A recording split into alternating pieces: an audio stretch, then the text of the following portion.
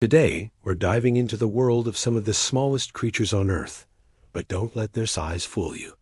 We're talking about fleas, and more specifically, the serious diseases they can carry.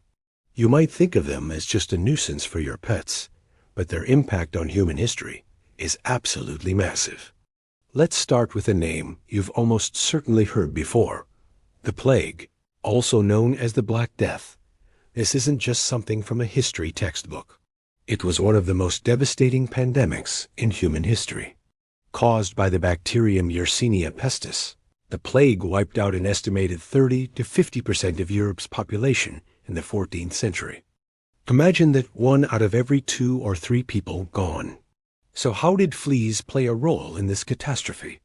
It all starts with rats. Rats were common travelers on merchant ships, moving from port to port. These rats were often infested with fleas, and those fleas were carrying the plague bacterium. When the infected rats arrived in new cities and towns, the fleas would jump off them and onto humans, transmitting the disease with their bites. There are 3 main forms of the plague. The most common is bubonic plague, which causes painfully swollen lymph nodes called buboes. Then there's septicemic plague, which is a blood infection, and pneumonic plague, which affects the lungs and can spread from person to person through coughing. The Black Death was so terrifying because it spread rapidly and was incredibly deadly. It reshaped societies, economies, and even the course of history itself. While modern antibiotics can now effectively treat the plague, it hasn't been completely eradicated. Cases still pop up around the world, reminding us of its persistent threat.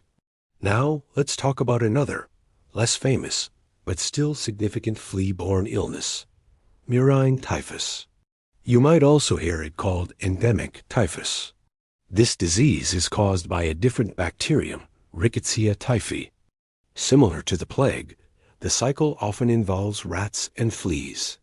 The bacteria live in infected fleas, and when these fleas bite a rat or a human, they defecate. The bacteria are in their feces, and when you scratch the itchy bite, you can rub the infected feces into the wound or other small cuts on your skin. That's how the infection gets into your bloodstream. The symptoms of murine typhus can be pretty unpleasant.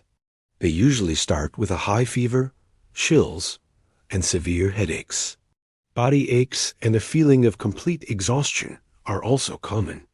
A few days into the illness, many people develop a rash that starts on their trunk and can spread to their arms and legs. While murine typhus is rarely fatal, especially with prompt medical treatment like antibiotics, it can make you feel extremely sick for weeks.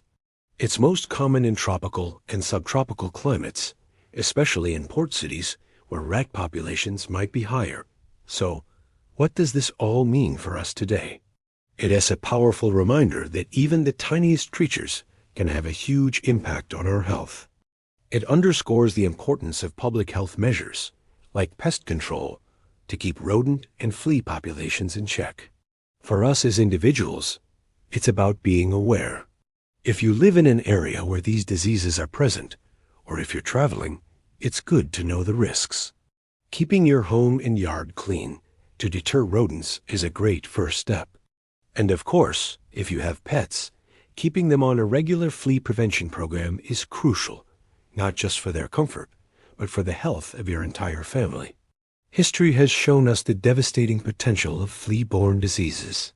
While we have modern medicine on our side now, prevention and awareness are still our best tools. Thanks for watching, and if you found this information helpful, be sure to like this video and subscribe for more content. Stay safe out there,